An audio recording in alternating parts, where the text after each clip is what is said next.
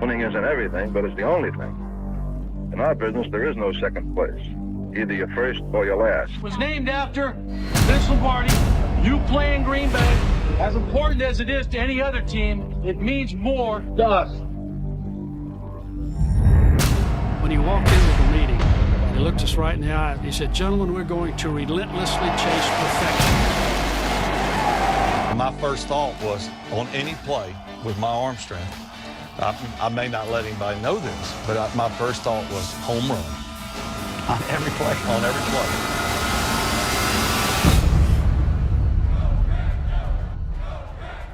He did what?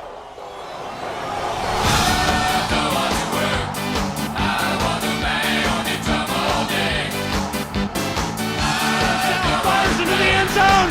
Caught! Touchdown! No! Welcome back to the Packers Corner. Gentlemen, tough loss this week. We were riding pretty high, pretty impressed with ourselves. I think all three of us did have quite a bit of reservation as we approach this game on Monday night here. Packers lose 22-24 to the New York Giants on Monday Night Football, of course. Dad, I was telling you all week, I was nervous. I was a little bit anxious about this whole game. Schmitty, you were sitting downstairs with me here, and we thought something like this might be coming. I have one thing I want to get out there and plead to our head coach, Matt LaFleur. From now on until forevermore, when it is a close game in the second half of the football game, please do anything you can to not burn crucial timeouts. This situation will come up again. I don't want us to get burned by it again. There are certain situations where it's better to take a 5-yard penalty than it is to burn a timeout that could have been very useful for us at the end of the game, and he's done it over and over and over again. So that is my plea to MLF. Take one of the things that you can control out of the equation. That's what I have to start things off here. Dad, how are you feeling coming off this loss on Monday night?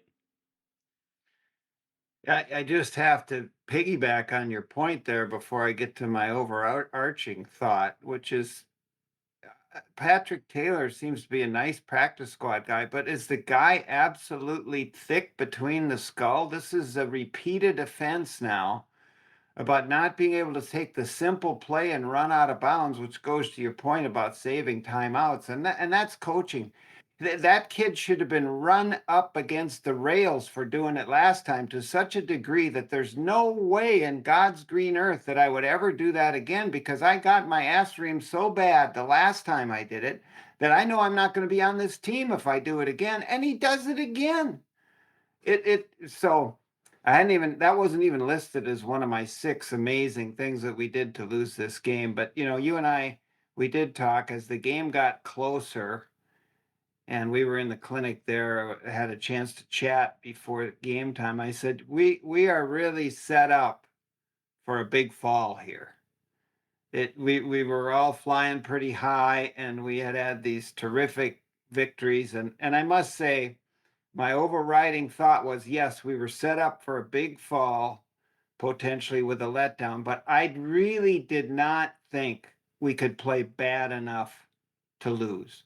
But the guys completely surprised me. And we'll get to it. I have 6 unbelievable things they had to do to lose this game.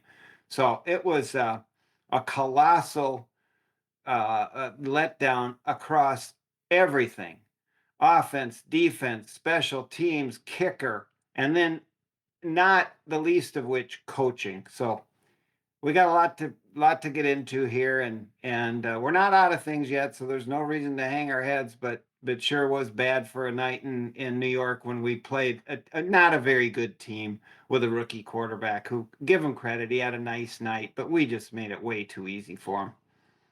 Schmitty, I had my reservations as we discussed before the game, but neither my dad nor myself had the gumption to go out and pick the Giants. So clearly you were sensing the same things we were, but you were willing to put your pick behind it. What are your takeaways from this game? We sat there and watched Jordan Love struggle the most I've seen him struggle in the whole season in that first half. We had the excitement at the end of the game. Just take us through your thoughts from this week's matchup. That first half couldn't have got any worse for our friend number 10, could it have? I mean, he didn't make any pass. We were counting. I didn't see one ball that he put on the numbers, and he didn't even look like himself. He looked lost out there. That same command that he had this past 2 weeks, it didn't exist, and I don't think he found much of it at all. Um, I Griffey, you want to talk about silver linings. I know that you love doing that. How in the heck? What is the saying? If it quacks like a duck, swims like a duck, it's probably a duck. We got a lame defensive coordinator. Okay, this guy, how he's still employed by any NFL franchise, how Matt LaFleur continues to see that this guy is our guy. It's absolute bananas that this is the leadership we have. This guy couldn't even coach for Sister Sarah's School of the Blind. Okay, we got to get rid of him so fast. So your silver lining is, Griffey, that he will no longer be a Packers defensive coordinator after the end of the season. And had we strung all these games together, you would have saw him next year. So there's your silver lining. You got this is the loss we needed for him to be exited. So thankfully that worked out. On offense, Griffey, how many times are we going to do that end around to Reed? How many times do you need to see that when it's crucial, when it's time to go up 3 points? You just scored a huge touchdown to take the lead. That's the play call. And we were stuffed maybe once before that on that same exact end around to Reed. It's absolute nonsense that we went to the well that many times for that play. It's a gutting feeling knowing that we're watching competitive football in December. Like we didn't expect this to be the case. At least I didn't. We didn't think that this is where we were going to be come December. Here we are actually playing for a chance to get into the big dance, and we put a dud like that. And I gotta question where the leadership was throughout the entirety of the week. Matt LaFleur, he says it every week. Anyone can be beaten in this league, a la the Dolphins last night. Literally anyone can get beaten. The good teams, they overcome the adversities of games like this, and we just don't have that. And that's why I picked the Giants last week, is because while we showed a lot of good flashes, we're not in a team. I mean, we've put some really bad stuff out on tape, and stuff like this can happen to teams if you're not very careful with the ball. We turn the ball over too many times. What do you expect to happen? You're going to lose to a kid that's undrafted free agent, and now here we are 6-7 with everyone else trying to get that 7th spot. Well, Schmitty, I want to dive into your points here about Joe Barry shortly, just as we have the clips heading towards the end of the game here. Let's talk about Jordan's Love performance at the end. We know it didn't start out well, but Dad, as you saw Love respond, try and rally the troops and bring them back here. Did you take anything positive from the way that he played on offense with the game on the line there? We've seen it repeatedly from Jordan, where this is kind of was an MO in the early to mid part of the season, bad first halves and recovering in the second half. And that's great. I mean, it sure is a lot better than just staying bad the whole game. The kid has something down in reserve. He clearly has some moxie to come back and make a recovery and give us chances to win at the end. And Schmitty hits the nail on the head. This guy as our defensive coordinator, I think I said last week that there may be some mea culpas. I needed 3 weeks. As I've been saying all year long, and you and I've been talking, that I'd seen enough from Jordan Love. Now this was clearly Jordan Love's worst game. I saw some terrible passing in the first half, and it doesn't change my opinion on him overall. He's still the guy. He might have hurt his contract a little bit, Schmidt. If we could sign him this week, we might save $10 million a year or so. But I don't need to see any more from Joe Barry. I've seen it all. He will never be a championship defensive coordinator when you can't strategically line up. And I think you've got some video here in that last sequence against a rookie quarterback where you're playing a 12-yard soft man-to-man coverage. You can't be in man-to-man and be 12 yards off. And then you back up at the snap, and the guy catches the ball in this play on the top side of the photograph there with Carrington Valentine, who we know his nature is to play tough man-to-man defense. He's not afraid of that. He's done it all year long. So he's clearly being coached to give this cushion. And it's unforgivable. I can't trust this guy. He's either called the wrong play or coached them wrong. Whatever it is, I listened to LaFleur's Coach LaFleur, who I have respect for. I listened to his press conference, and he was asked, well, in that man-to-man situation, are they being coached to be that far off, or are they just doing it on their own? And his response was, we have to get that cleaned up. And so he's covering, but excuse me, your coordinator's been there for 3 years. This should have been cleaned up 2 years ago about how to play in the end of game situations, especially against a rookie quarterback. So there is no way I can ever abide us going forward and thinking we have any championship aspirations with Joe Barry. I'm done. I don't care if he wins all the games and wins a playoff game. When the chips are down and we're in a championship game and he has to make the right call and have his players have his back. Would you have his back if you were a player? I'd be thinking, what the hell's the old man calling now? So Well, let's look at a told you couple. how I feel. Yeah, here's a couple interesting things to your point. So we gave up 200 plus yards for the fourth time this season. That's 4 times in 13 games. 30% of the season, 30% of the games, we've given up 200 yards on the ground. That's incredible. Then you pair that with the fact that we're going up against Tommy DeVito here, and since QB starts were first tracked dating back to 1950, only one NFL starting QB has completed 80% of his passes, rushed for 70 yards, committed no turnovers, and taken no sacks, and that was Tommy DeVito tonight. Not to mention his passing statistics, which were highly impressive, 10 for 11 in the second half. And this is a guy coming off the street, staying with his parents still. Not exactly your prototypical blue chip NFL game-winning quarterback. Schmitty, I know you gave us our thoughts on Joe Barry, but is this uniquely pitiful? Does this warrant an in-game firing? And this is kind of crazy because just a couple weeks ago just a week ago, we held Patrick Mahomes largely in check. So what the heck's going on? Damn, that would have been sweet if we could have gotten an Antonio Brown send off where he just walks out of the center of the end zone at second quarter or what have you. If we could just send Joe Barry off like that, it would be a celebration of all celebrations. It's inexcusable. Those last 4 plays to set them up for the field goal. How in the heck do you do that? You play 12 yards off, 3 plays. They run curl routes, easy receptions. Last play gives them 30 yards. Was a little mesh route.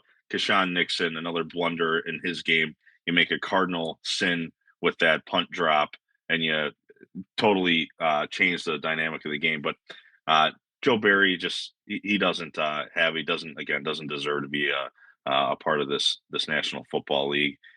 So it's just really sad.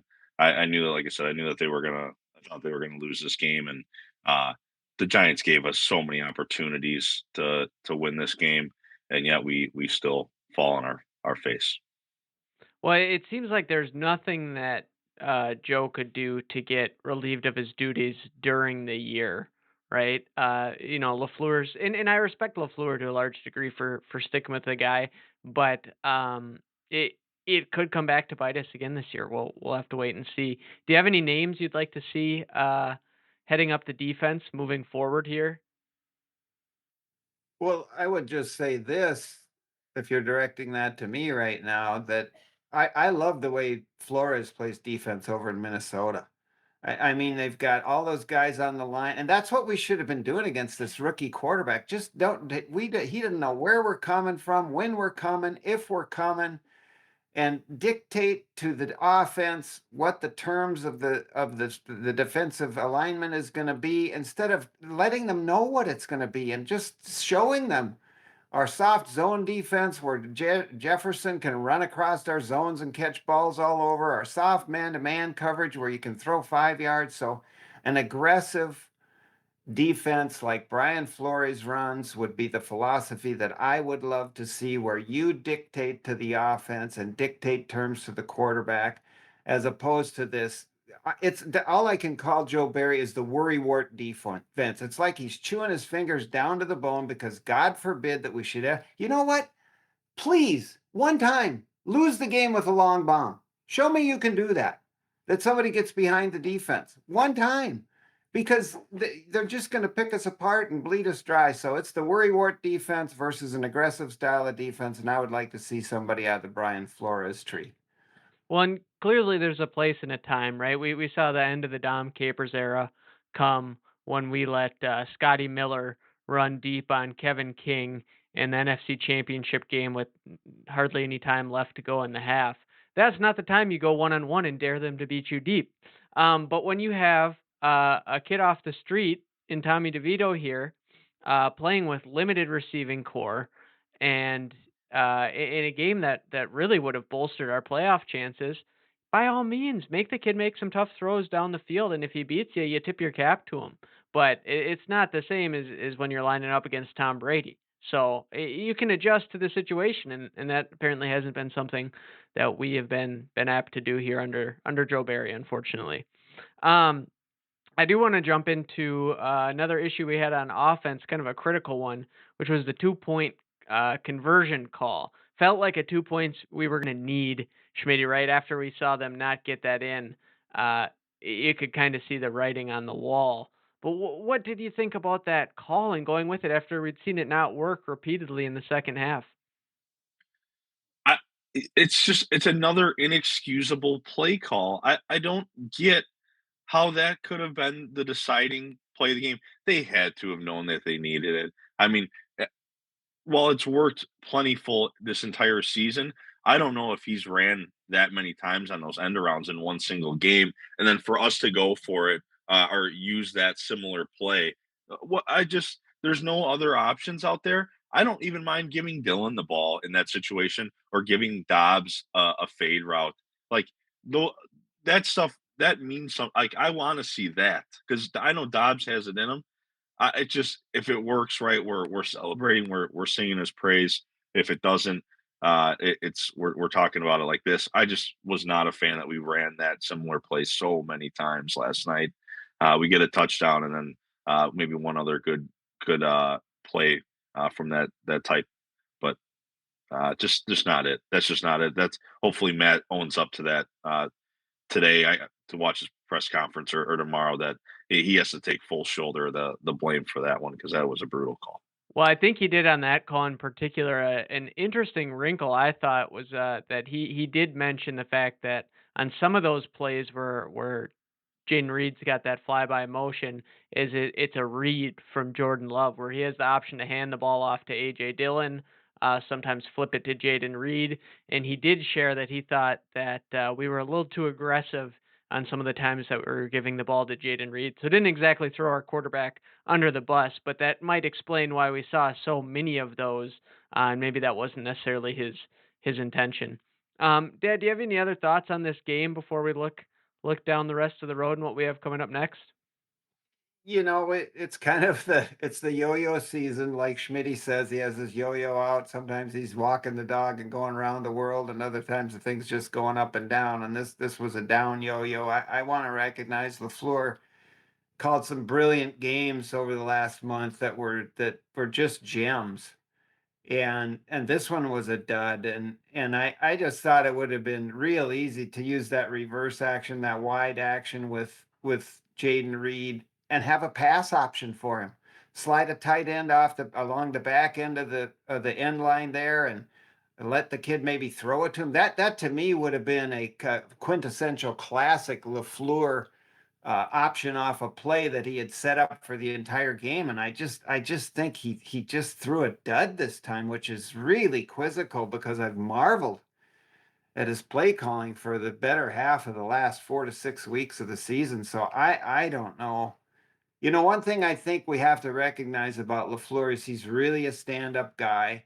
I think when he retains Joe Barry, he's thinking to some degree about anybody he might hire, knowing that he has their back. They're going to get a whole year. He's not going to throw them under the bus. And you got to kind of admire a guy for that. and even if it's to a fault, and I would say it is, it's been to a fault with special teams coordinators over the years, and hey, we can get into special teams. We're paying a hell of a lot for some pretty mediocre special teams right now, and Rich Biasica needs to go on blast because he's not getting the job done at the present time either. So I just wrote down about 6 amazing things that we had to do to lose this game. And we've touched on some of them. The poor call for the 2-point conversion. We had 2 balls to Samori Toure that were like a half a yard from touchdowns. On one of them, Jordan Love does the classic JT O'Sullivan analysis where he hitches instead of hitting his back foot and throwing it on a deep ball on the left side of the field where, Samori's got him by 5 yards. Let it go. And he hitches. And the guy closes and just gets a fingertip on it. The other one, Jordan makes a nice move out of the pocket, and he's just a half a yard off. And Toure can't get both feet down. You got those plays. You got the ridiculous fumble by Nixon. And then you got the Jordan Love takes a sack, moves us 10 yards back, and we're sitting here at home. And I told your mother, Griff, he had a 35-yard kick. He's going to miss this one. All the other ones were a foot inside here, but he misses it by a foot to the left, and that wins us the game. So, in the final analysis, I think you have to take a little bit of a deep breath and not overreact. We got another big game coming up this week, and things could look a lot different, and I have a feeling we're going to bounce back. I think the boys are going to be ticked off. I guess the last thing that I would leave you guys with, and you can chew on this, ponder it. I think Jordan Love, unfortunately, I love the guy. He just set the tone as the leader for the team that he was flat. He came out flat. It looked like the team followed right behind him. The coaches got in line right behind him, and everybody just played flat. And then it comes to the end of the game, and Joe Barry acts like Jean Van de Velde. John Van de Velde in the British Open circa 1999, whatever it was, when he's got a 3-shot lead. Oh, let's see, I can just pull out a 7-iron, hit it over here, chop it on the green, 3-putt, and walk away with the claret jug. I think I'll take the 2-iron out. It's just like a total error strategically that sets your team up to fail. You set your team up for failure instead of putting your guys in a position to succeed. So it's all of those errors together. Any one of them that we get right, we win the game. And so the team is still a decent team. We just got to correct these issues that we have. And I think you'll see a better effort probably this Sunday. Well, and by another token, we don't have the chance to get back in the game if it isn't for this ridiculous play with Saquon Barkley and one of the stranger plays I've ever seen. And then we're the beneficiary of a 50-yard return on top of that all from Carrington Valentine. And then add another thing to your list of things that went wrong. If we don't play that defense that we talked about with Joe Barry and have guys 15 yards off the ball, we might win. So yo-yo is the right analogy for this season and certainly for this game too. It was an up and down as a roller coaster for us here watching it, Schmitty. But to your point, Dad, I think we said it pretty early on, Schmitty, just the look in Jordan Love's eyes in the Big Apple there right from kickoff. It wasn't the same cool, calm, collected guy that we saw against Kansas City where he was just in his element. And I wouldn't say he looked like a deer in the headlights. That would be a bit harsh, but he didn't look like the same guy for whatever that was worth. Let's jump in. We got to go back to the old playoff calculator here and see where we stand. Whether they're giving us in this iteration still a 51% chance of making the playoffs. So the way things broke was fairly fortuitous for us to be able to lose a game and retain the 7th seed if the season were to end today. But we've got one that pretty drastically could swing things here coming up against the Buccaneers, looking like 66% if we get it done, down to 29% if we falter here. Let's talk a little bit about Baker Mayfield and the Bucs. Schmitty, how do you feel about this matchup we have coming up next week? First with the Bucs, I really like the cut of their jib. I really enjoy watching Baker Mayfield be a quarterback. He's put them in a position to win their division, and maybe that's not saying much, but that's still a title in any division is a title nonetheless. You get a home playoff game, and I think he doesn't play scared. the ball's getting out of his hands, and he's taking a lot of shots. And he has a great receiver in Mike Evans, a future Hall of Famer. Godwin is quite good, and it's just a really solid defense too. That back end, Antoine Winfield Jr. They're really a good team. They still have a Super Bowl winning coach, so they they're they're really a great team to watch. I think they'll match up really well against the Packers. Um, and I'd again, I'm just really concerned that we can play to the level of our opponents, and that might be the case again on Sunday afternoon, where we just saw it yesterday. We don't know what we're going to get out of this team. I said it last week. It's going to be week to week, and what do you expect to happen when you got a 24-year-olds running around there? There's not much leadership. These losses are going to happen, and unfortunately, Griffey, the Packers are going to take another loss, 26-21 next week or on Sunday. I don't want to see it. I'd love to see this team play some more meaningful football in December.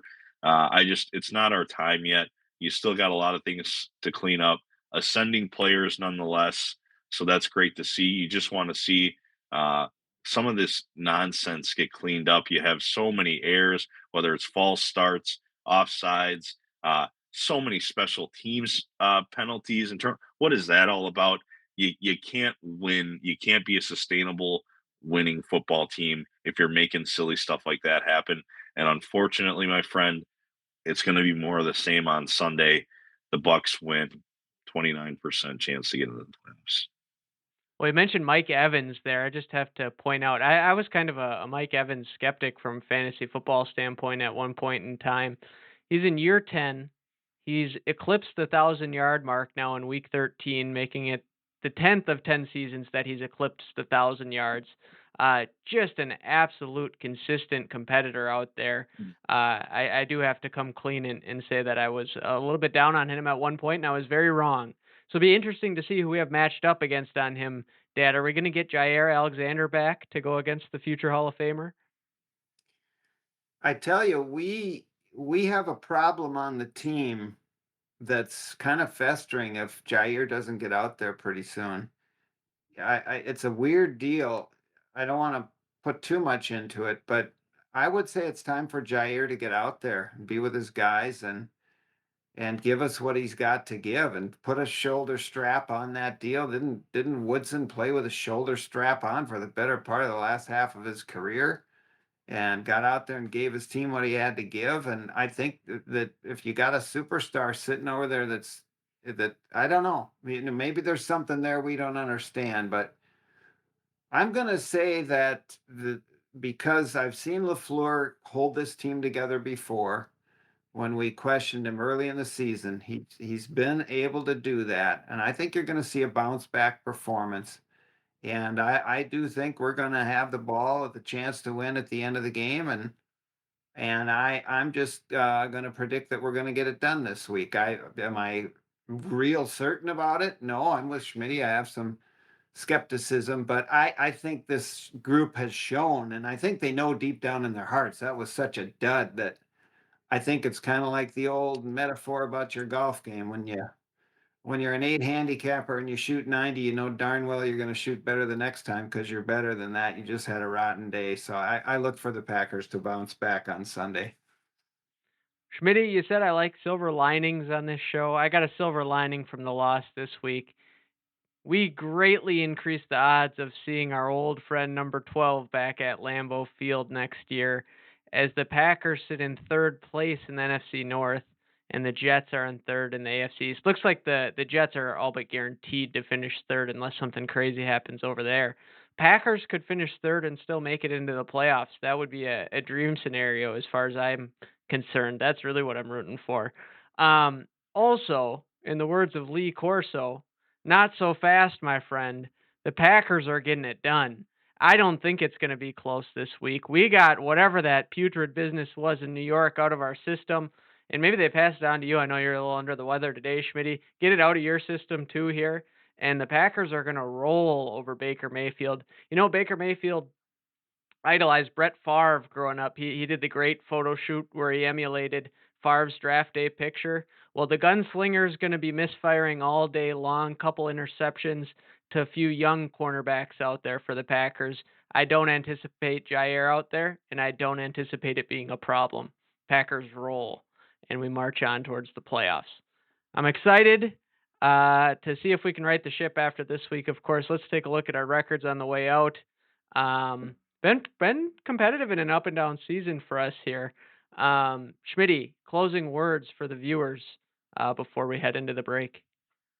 Jaire, if you're here right now, if you're listening to me, take off those white Prada sunglasses tomorrow afternoon when you have to, the lights are on you, they're asking you questions. Take them off.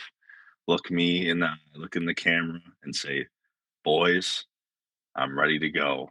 And bring them home. Bring this team together. Galvanize that secondary. Okay. Get this soft, baby soft poop. This Darnell Savage got ran over by an undrafted free agent quarterback and he whimpered to the sideline like a little puppy. You gotta come back, my friend. The team needs you. You are the heartbeat on that secondary. We go as you go, and you haven't done much, and it's been really disappointing. Griffey, our friend, Mr. Kraft, he just might be the real deal. That might be tight end one. I've been really impressed by his play. A.J. Dillon, week after week, he's become to impress me. I would like for the Packers to re-sign him. I think he does a job well for his skill set, and so I've been impressed there. Those two factors on offense, Kraft and Dillon, let me see a bunch of that on Sunday, and maybe, just maybe, the Packers can eke one of these out because God knows we need it. Dad, any closing thoughts before we sign off here? Pretty impassioned there, Schmitty. I like it. I just marvel sitting in these podcasts, and the thought goes through my mind that I don't know what you're going to say, and I wonder if you know what you're going to say sometimes. It's a beautiful thing. I don't mean it in anything other but the most charitable sense. It's highly entertaining to see where's he going with this diatribe now. So I love it, Schmitty. I do demand a recount on the records. Something looks wrong with those records on those projections. We're going to have to get into the accounting on that. I don't know what's going on there, but I would say this in all seriousness. I think you're going to see Aaron Jones out there this week, and I think he's going to give us a lift. And whether Jaire, we do need Jaire. We need our guys back. Good grief. We need Jonesy back. We need Jaire back. We need Watson back. If we can somehow get one here and then start getting some of those guys back, maybe we get a little momentum going in the right direction. And Griff, you nailed it. I was so impressed with the look on Jordan Love's face when he went into the hostile environment in Detroit. When he played the Chiefs, he looked so in command and control. It was just an unbelievable contrast to just the look in his eyes, the demeanor at the line of scrimmage. I don't know what it was, whether his girlfriend was cut him off or what the heck's going on there. But come on, give this guy some love and get him all pumped up and get him ready to go again so we can see that confident Jordan Love at Lambeau Field. And I think we'll get back on track here, and hopefully Aaron Jones is part of the impetus to do that. Well, I think you're right. I had a little bit of a snafu there on the record. I gave you, it marked you wrong on the Chiefs game. 6-6 is where you're at. So we got a tight one. Got to keep a close eye on me. That looks a little better. Yeah, speaking You of gotta not watch so him, fast, Schmitty, my like a friend. hawk. Yeah, exactly right. Well, pleasure seeing you guys this week. Hopefully we'll have, a little bit more positive reaction to the game next week. But looking forward to doing it again nonetheless. You guys have a great night. Take care. Love you guys. Go Pack. Don't give up the ship.